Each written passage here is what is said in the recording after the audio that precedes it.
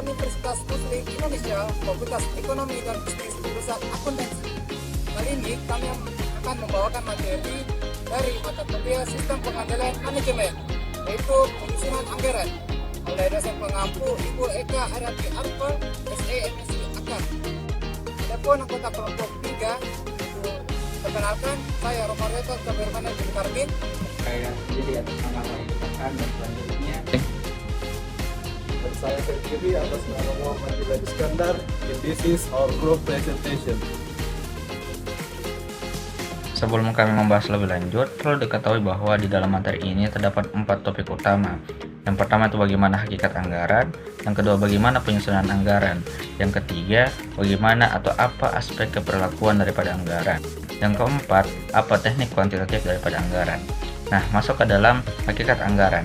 Anggaran atau budgeting ini merupakan salah satu alat penting dalam pengelolaan keuangan, baik di dalam organisasi sektor publik maupun private, di mana anggaran ini menjadi pedoman dalam perencanaan, pelaksanaan, dan pengendalian kegiatan organisasi. Penyusunan anggaran yang baik dan efektif itu akan membantu organisasi mencapai tujuan dan efisien dan optimal. Nah, kemudian masuk ke dalam karakteristik daripada anggaran.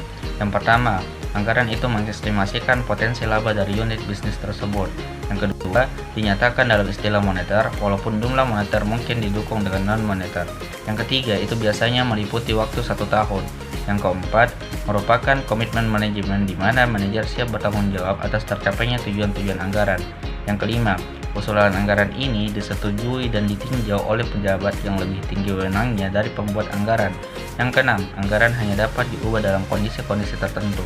Yang terakhir, secara berkala kinerja aktual dibandingkan dengan anggaran dan varians analisa dijelaskan. Masuk ke dalam manfaat anggaran. Yang pertama sebagai pedoman kerja, yakni anggaran bisa menjadi landasan ataupun standar di dalam tim dalam mencapai tujuan atas perencanaan telah disusun. Yang kemudian sebagai alat pengkoordinasian kerja, jadi anggaran bisa menjadi penunjang kerjasama antar tim dalam mencapai sasaran. Yang kemudian sebagai alat pengawasan kerja.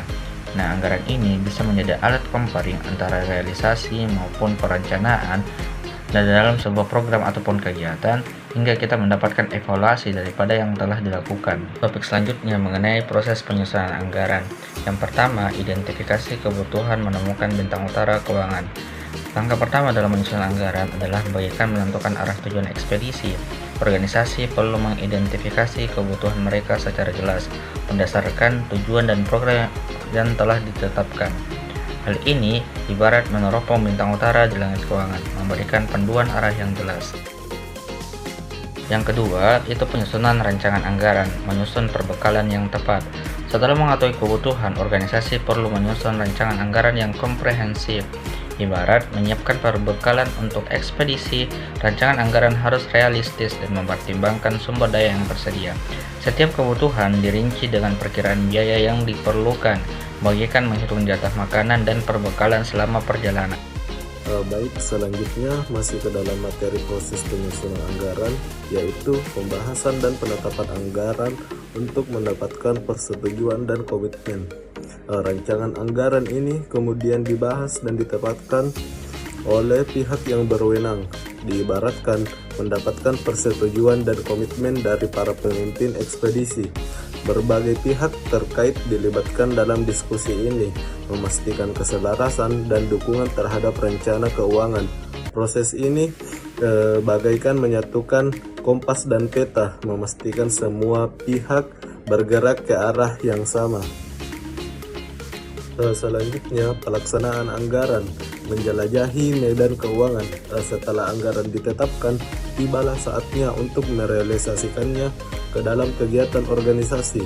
Ibarat melangkahi kaki di medan petualangan, anggaran ini diimplementasikan dengan disiplin dan komitmen. Setiap pengeluaran itu dicatat dan diawasi, bagaikan memantau persediaan makanan dan logistik selama perjalanan. Selanjutnya, pengendalian dan evaluasi anggaran, menavigasi tantangan dan mengoptimalkan perjalanan. Sepanjang perjalanan, organisasi perlu melakukan pengendalian dan evaluasi anggaran secara berkala, ibarat memantau kondisi cuaca dan medan. Evaluasi ini membantu mengidentifikasi proses terjadinya potensi kendala dan peluang dalam mengoptimalkan penggunaan dana. Anggaran yang fleksibel memungkinkan penyesuaian di tengah situasi yang tidak terduga, bagaikan beradaptasi dengan perubahan dengan cuaca dan medan selama ekspedisi. Selanjutnya, aspek keperlakuan anggaran. Aspek ini diibaratkan menjadi jembatan yang menghubungkan rancangan keuangan organisasi dan realitas manusia.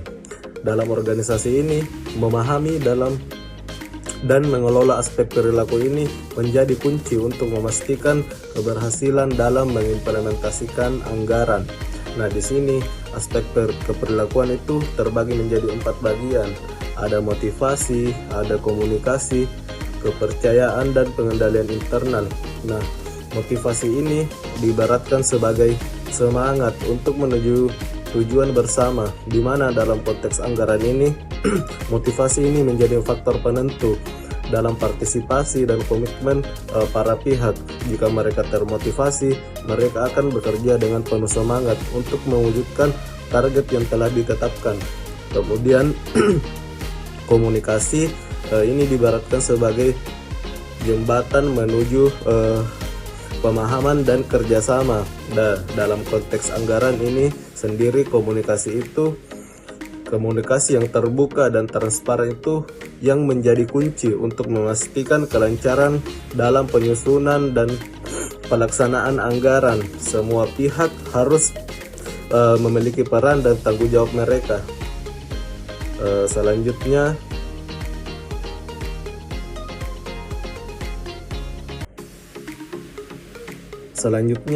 yaitu kepercayaan.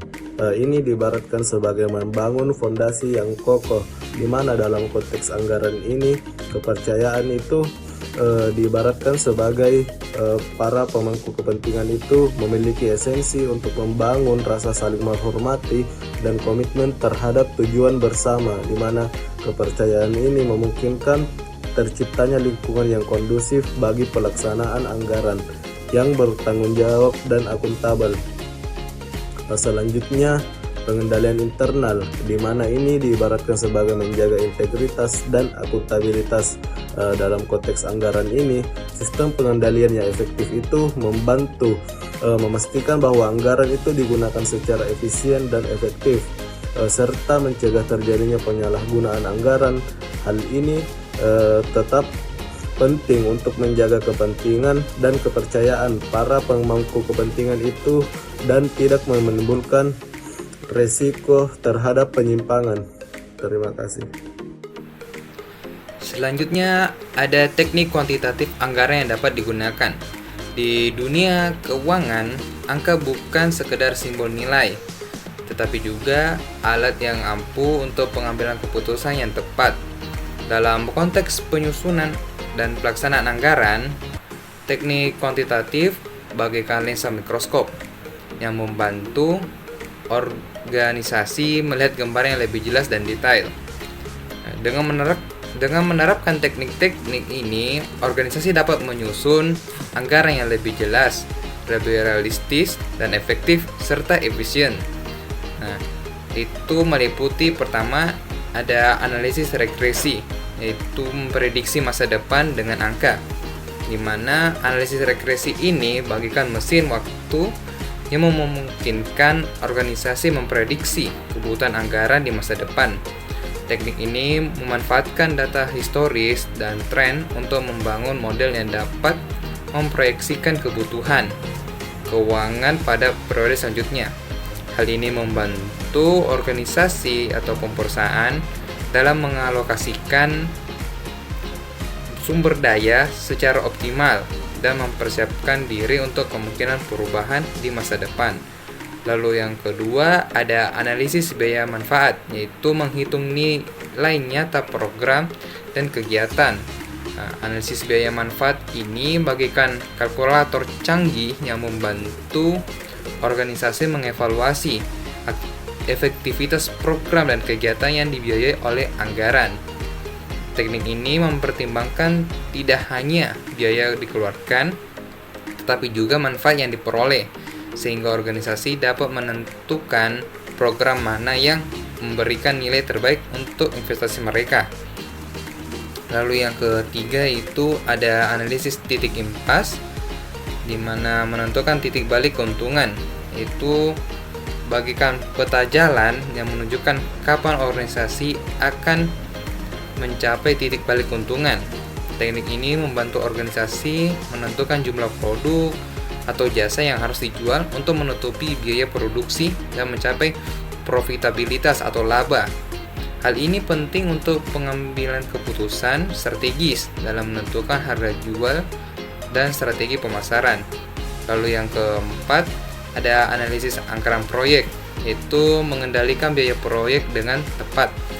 Analisis anggaran proyek bagikan kompas yang memandu organisasi dalam merencanakan dan mengendalikan biaya proyek. Teknik ini membantu organisasi dalam menyusun perkiraan biaya yang realistis, memantau kemajuan proyek, dan mengidentifikasi potensi penyimpangan anggaran. Hal ini penting untuk memastikan proyek berjalan sesuai dengan rencana dan anggaran yang telah ditetapkan. Selanjutnya, adapun manfaat dari teknik kuantitatif ini yaitu akurasi dan realisme anggaran yang lebih tinggi, di mana teknik kuantitatif membantu organisasi menyusun anggaran yang lebih akurat dan realistis, memanfaatkan data historis, tren, dan model statistik. Hal ini meminimalisir risiko pengeluaran yang tidak terduga dan memastikan anggaran yang disusun sesuai dengan kondisi keuangan dan kebutuhan organisasi yang sebenarnya. Lalu yang kedua, alokasi sumber daya yang lebih efisien, di mana dengan teknik kuantitatif, organisasi dapat mengalokasikan sumber daya secara lebih efisien dan optimal. Teknik ini membantu dalam menentukan program dan kegiatan mana yang memberikan nilai terbaik untuk investasi, sehingga memaksimalkan keuntungan, menghindari pemborosan anggaran.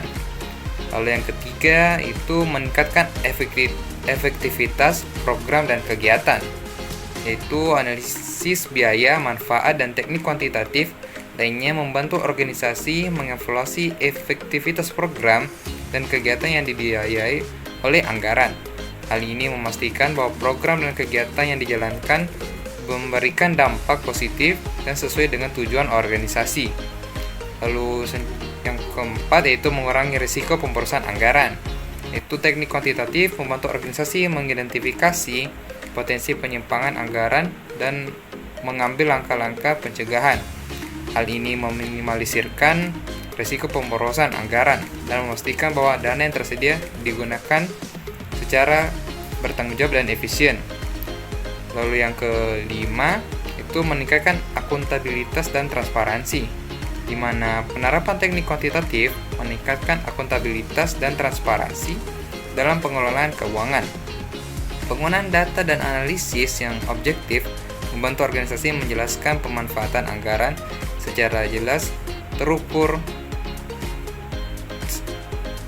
kepada pihak-pihak terkait.